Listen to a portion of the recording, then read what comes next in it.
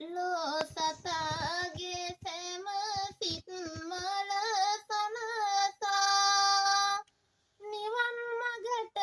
යන පින් මග සලසා හොඳ මග යවලා ක්‍රෝධය වනසා ලොවට බිහි කරයි ගුණවත් මිනිසා භව බැමි බිඳ හෙලා අපලෝ තුරු සමිඳෝ දුක්ගිනි නිවා හෙලා